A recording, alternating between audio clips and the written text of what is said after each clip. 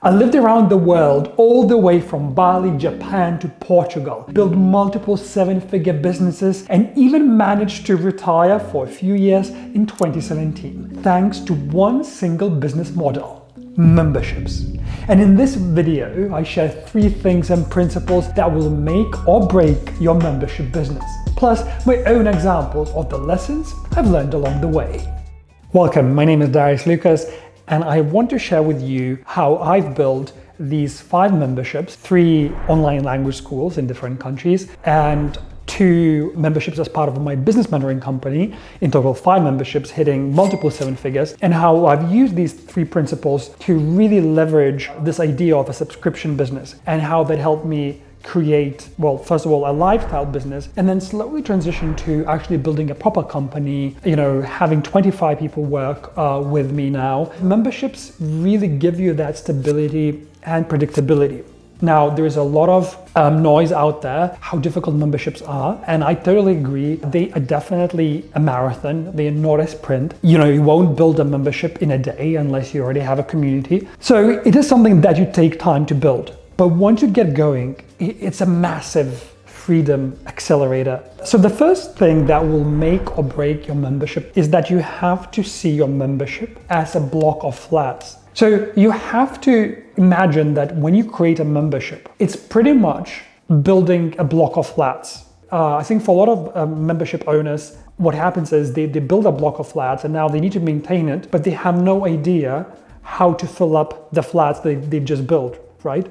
And this is the most important thing, because you need to find a way to immediately start renting out those flats, because at a one-time fee, you're renting it out. So it's very akin to running a property business. If you create a membership and then you haven't mapped out your strategy, how you're gonna get the first clients, you've built yourself a liability. The memberships take time to maintain. They are super hard, super stressful, because you obviously have to keep producing content. But what if you have 2 members in your membership, right? Like, they're not paying off what you put into your property development, into your membership asset, right?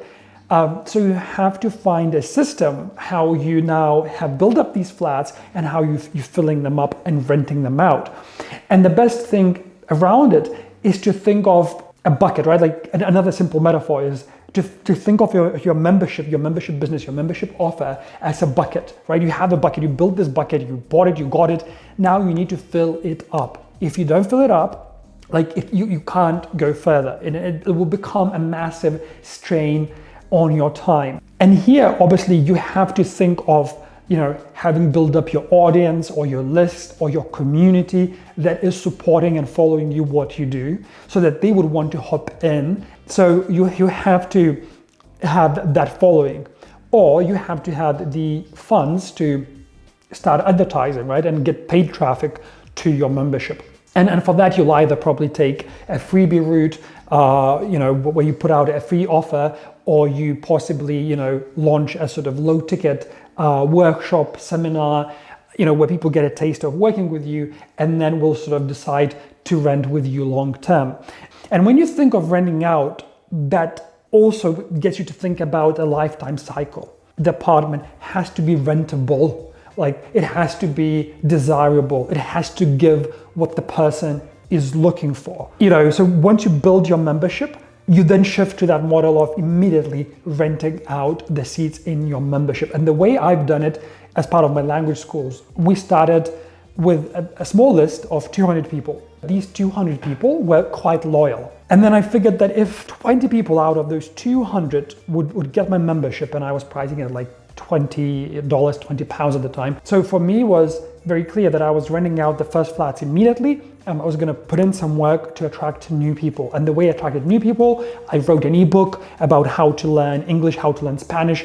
I started selling this ebook. I started giving it away. I started getting new people who then started sort of renting these spots as part of this membership, right? And that was 2016, 17. So webinars were still kind of the thing. So I ran quite a lot of webinars, and through those, I would get also new members constantly. But as you see, I was immediately deploying multiple strategies through organic, reaching out to my list, to paid ads, to freebies, and filling up those spots. Number 2, business ecosystem.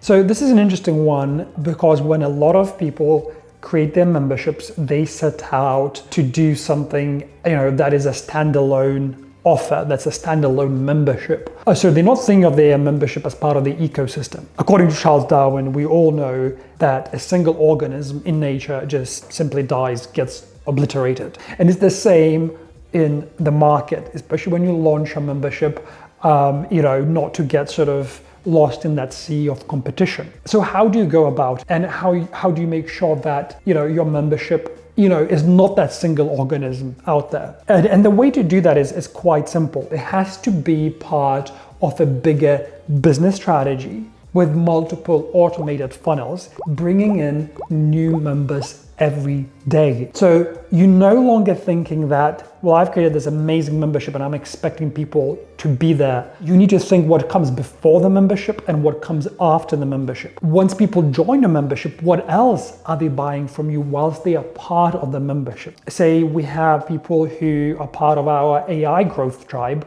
where we have AI experts talking about the newest and the latest info in AI world. And obviously people are enjoying their time as part of the membership. But we also want to make sure that they get an opportunity to upgrade. And that is, for example, we did a one-day book writing workshop, how to write your book with ChatGPT. Or we created a sales funnel workshop, how do you sort of create a sales funnel with AI. And a lot of people, a lot of members, I would say even like 20% of our members snapped up those workshops that were priced at a much higher price than the actual membership, because people are already there in your pool, they're enjoying what you've got to offer them, and they will easily upgrade to whatever you invite them to, right? As long as it's relevant to them. And that way, you're no longer thinking of your membership as a single organism, but a part of your internal economy that you are creating. And that's exactly what I've done with my language schools, right? When people come and buy the low ticket membership, because it's really low ticket, so it's around, depending on a country, but it's $10 to $20 a month. We know that we can sort of pay off quite a bit, even with that little money.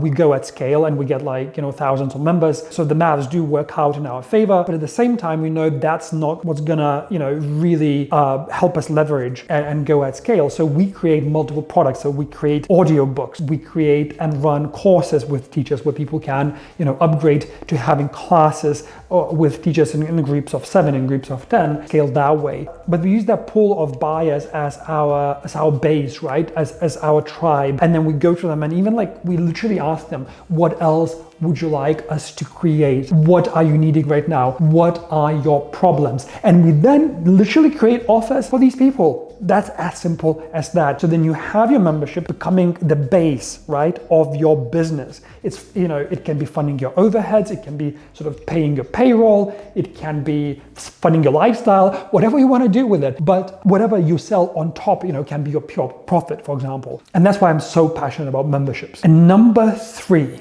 memberships is crystallized time. So this is what a lot of entrepreneurs don't quite get, is that a membership helps you crystallize your time and rent out your time almost, right? So you crystallize it and now you're selling it and you're renting it. So you're not even trading it. People are renting it from you, but you've crystallized your knowledge, you crystallized your processes in a way that you automated the entire cycle. And now the membership is running itself. Now, of course, this is the third principle. It takes time to get to this level, but let's look at it because it may inspire you to think about your memberships and how you're launching them from the beginning differently. So I call it a 6-point automation cycle. So I'm pulling it up on my laptop here. So first we have automated funnels. So this is what I said we did at the beginning with my language schools, for example. We had a free ebook, we had webinars, and I had my list, my organic community that formed around what I was doing. And then we automated those.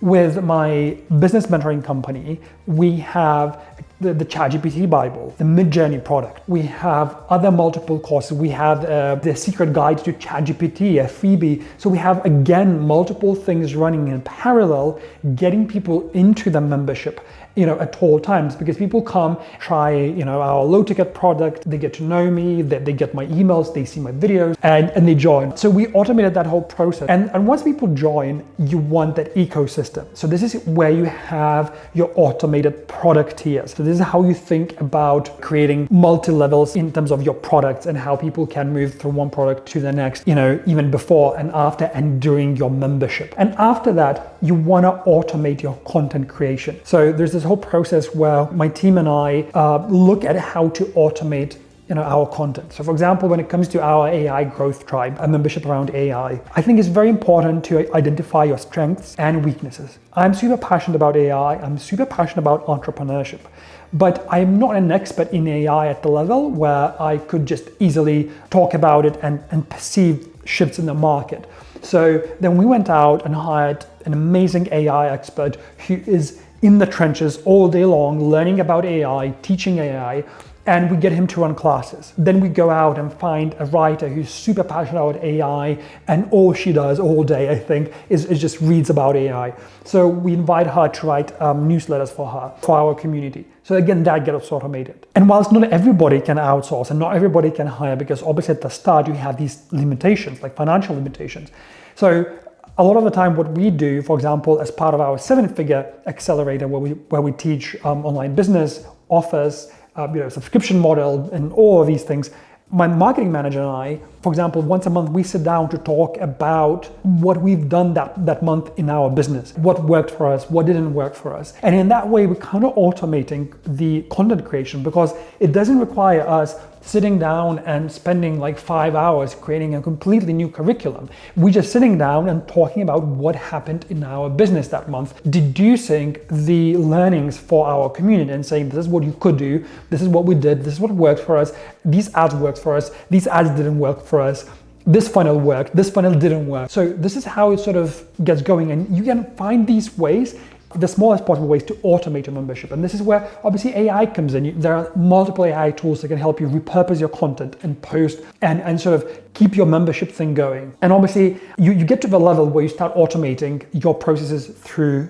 team, and you build a team that runs your membership. So this is what I gave you the example of having my team run my language. But it took me 7 years to start hiring people. And then only after a decade now that I have, to the point that I only have to spend 1 hour on it or 2 hours on it a week, right? But that's something that you work towards. And lastly, in this whole process of automating this whole membership cycle, you automate this whole community of buyers because people become part of this ecosystem that you've created. They are now trusting you. They possibly enjoying the interaction with one another, and you automated the buying because anything else that you are now going to put out, these people will be the first ones to snap it up, because most likely you're going back to them, as I said, and asking, what else do you need? How can I help you? How can I create the next best thing for you? Okay, so I forgot to record an outro. I don't know how that happened, but hey, things happen. So these were the principles that will make or break your membership. And here is another video in which I break down my membership building journey, like step by step, giving you the honest and candid breakdown and story of how I've grown my membership like year to year and how that sort of has become the life force of my first business, and then it allowed me to build my next one. So if you really want to sort of go deeper into building a membership business, learn from my story of how I've done it, make sure to click on the video that's appearing on the screen.